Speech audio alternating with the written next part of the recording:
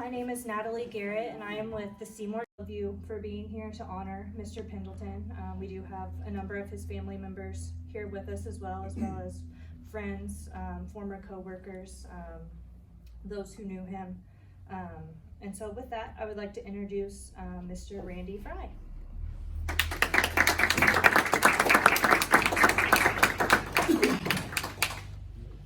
Well, thank you so much, and thank you to NDOT for hosting us today, and for doing this for Mr. Pendleton.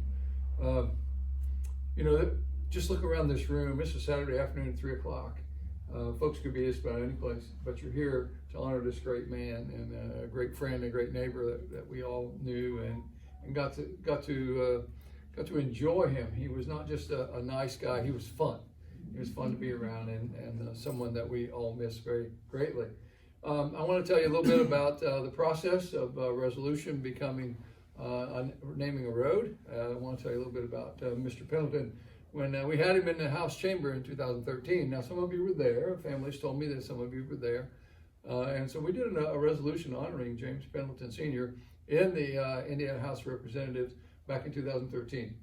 And Mr. Pendleton and Joanne came along with some of the family, and were there in front of the chamber as we presented a resolution, and then we asked him to speak. And Mr. Pendleton went into detail about his experiences during World War II, especially the Battle of the Bulge, especially being behind the enemy lines, and especially being wounded terribly, and to his arm. He mentioned that he could see through his arm. He held it up and he could actually see through it. Obviously a terrible wound, and he was told he'd have to take his arm off. He said, no, we're not going to take my arm off, and it took him, I think, more than a year to get out of the hospital, after, maybe longer than that, before he was out of the hospital. But I never noticed he favored his arm, so it must have healed quite well. But he made it very clear they weren't going to take off his arm. He's a pretty tough man. And he talked about the tank commander Piper. He was so proud that they had fought them, the Germans, and he talked about how he escaped by hanging on to the barrel of the tank, and it took him across the street where he could get to some safety and get medical attention. But mostly he made an impression on the Indiana General Assembly that will last for as long as we live. This year, Senator Garton, who's here, and myself presented this resolution naming this road for Mr. Pendleton Sr., James Pendleton Sr. And as I was presenting it in the House, Speaker Bosma, the Speaker of the House, stopped me. And I had been telling a little bit about the experience that Mr. Pendleton had when he was in Germany in the Battle of the Bulge. And Speaker Bosma said, I remember that. I remember him being here and what an impression it made on him and the other members in the chamber. And that is so true. And that is fitting for James Pendleton Sr. That's the kind of man he was. Not only was he a great American hero, a member of the battle, a veteran of the Battle of the Bulge, but he was also a great man, a great neighbor, a great friend. And he's still making an impression on our lives all these years later. So it was a real honor for me to honor this, author this resolution. And this is how these things work. Now, the one we did back in 2013 was not the same as this resolution. They're both resolutions, but a little different.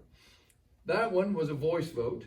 All the resolutions we passed are unanimous, including this one. Was not a no vote anywhere on this resolution. But this one went through committee. This one had to be receive testimony.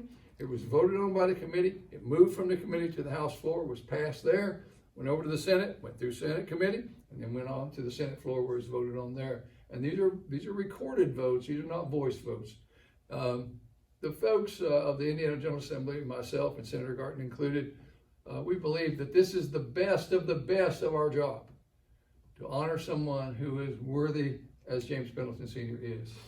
And so it was fun. It's still fun. It's fun right now to see the smiles on your faces and to know that you're thinking about this great man. But one more thing that we're going to do, we're going to post this sign. There'll be a couple more, I would think, right? So when you drive down 62 from 421 to Canaan, you're going to go by that sign. and you're going to remember this great man who was a great American hero, but also a great friend, a great dad, a great grandpa, a great husband, and a friend and a neighbor. And that's why we did it. That's why we were happy to do it. And that's why I'm so proud to be here today, where we have come this far. And today's the day that we finish that journey and get these signs put out. So with that, I thank you all for coming. And would you want me to invite Senator Garton to say a few words? Senator Chris Garton, come on up and say a few words. Senator Garton also represents this area, and he carried the bill in the Senate. I want to thank everybody for coming out today. We got good weather. What better location to honor Mr. Pendleton than Jefferson Proving Grounds? This 56,000 acre tract was actually selected by the site committee selection about 2 years before Mr. Pendleton joined the Army. Back in 1940, I believe Mr. Pendleton joined in 1942, if I read correctly. So, fantastic site to honor a great American hero. I understand that Jim served in the European theater primarily in France during the Battle of the Bulge in Belgium. Being a Iraqi Marine Corps war vet myself, there are very few opportunities and things that I get to do that bring cold chills to me than honor another true American hero and honor a veteran who gave so much to his country and whose legacy through this signage will remain long after any of us in this room are gone. And it's important. It's important that we continue to honor those men and women who have sacrificed so much for their communities, for their state, and for this great nation. Jim's story could have stopped after he got out of the Army, and it would have been well worthy of a sign. It would have been well worthy of 2 signs on Highway 62. Fortunately, I didn't get the opportunity to meet this fine man, but from what I understand, his legacy after the Army expanded even more as he continued to serve. I understand that in the 50s, he settled his family here in Canaan and started farming. He worked for 28 years as a master electrician, was a water line superintendent for the Canaan Water Company, served on the board of directors for the Community Foundation for a number of years, was a 60-year member of the Canaan Masonic Lodge, a faithful member of Indiana Kentucky Baptist Church in Canaan, and also served as a county commissioner. The man lived multiple lives and continued to give back, and that's true of so many of our Hoosier heroes, but this man was exceptional. And that's why we're here today. I understand you went to be with the Lord on May 20th, 2017. The reality is our democratic republic was built and solidified on the shoulders of veterans, men and women who gave their life for this great nation, who continued to serve after their service. And again, that solidifies Mr. Pendleton. Simply put, he's a hero. And we're here today to honor that. And I just want to thank everybody for coming today. I'm completely humbled and honored to have been a small part of this. Representative Fry was being a little humble. I don't think he mentioned, I believe you actually introduced this 2 years ago as well, and ran into a couple roadblocks. The legislation was dropped somewhere and never came to fruition. If you know anything about Representative Fry, he tends to be a little stubborn at times, and he continued to keep his head down and charging forward, much like I would assume Jim Pendleton would have done. Representative Fry, I want to commend you for seeing this legislation through. I know you've got countless hours in this. And again, the service that this man gave to our country, this is a small thing that we can do to give back, and it's of the utmost importance that us as the General Assembly continue to honor men and women like this. And so again, I just want to thank you for coming and thanking you for allowing me to be a small part of this. So with that, thank you.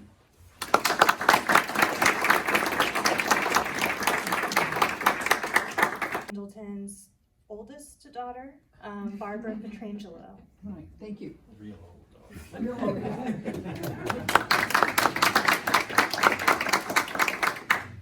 Well, we're just thrilled that so many of you came here today. So thank you very, very much.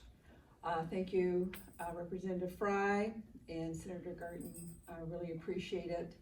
I have to mention Norbert Schaefer. He ensured that all of the proper information got delivered to the right spot, so really appreciate him. And I especially want to thank veterans who are here today.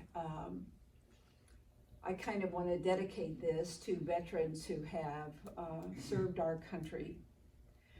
I want to tell you just a little bit about the beginning. So my mom and dad arrived in southern Indiana in 1954. And all they had with them really was a dream of a better life for their children. And they came from southeast Kentucky. I don't know if you realize that or not, but the heart of Appalachia. Not even Hazard, Kentucky, what we call Cabbage Patch, which is a good 40 miles, most of it gravel road to even get there. So when he first arrived in southern Indiana, he was barely literate. He told me how he was struggled to even read a comic book in the service. He was disabled. I'm sure they lived paycheck to paycheck, and they did not know a soul. So he took sheer guts and determination. He became a self-taught historian. He became a property owner, and he became a very respected community leader. At his death, the flag was flown at half-mast at the state capitol. Just think what a remarkable story this is. School children lined Canaan in the pouring rain to salute his coffin as it went by. And now a portion of State Road 62 is being named the James C. Pendleton Memorial Highway. However, I want to let you know that freedom is not free. I was a 7th grade ELA English language arts teacher, and I often tried to get this message across to my 7th graders. So I have a short story to tell you about my dad. In 1998, a movie came out, Saving Private Ryan. Now, my dad was not the first to land on Normandy. He came in, I think it was 5 days later. And I did not want him to see this movie. He really wasn't a movie goer, but I would think, oh, I'm going to tell Dad, don't go see Saving Private Ryan. And I'd hang up the phone and I would have forgotten it. And the next time, the same thing would happen. I think, oh, I'll tell him next time.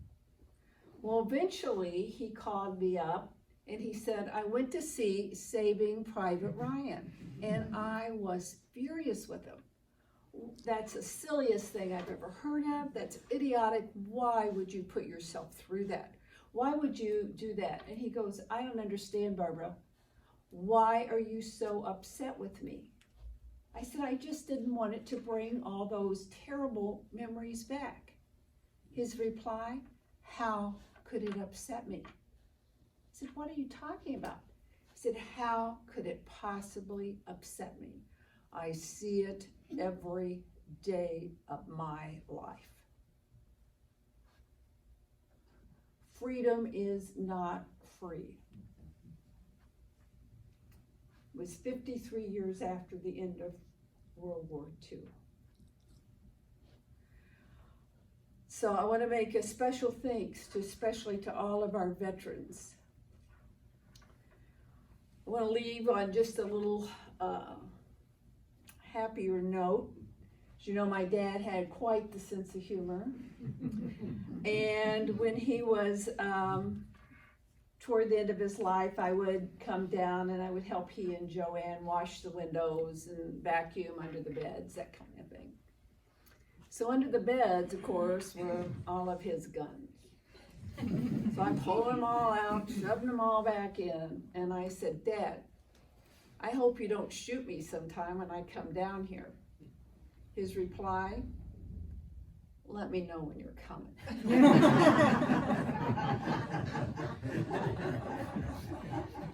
We all miss him with all of our hearts. We all thank you so much for coming here to help honor him today. It is an honor for our family, and especially, once again, our veterans. If you see one, please thank them. Thank them for their service. Thank you very much.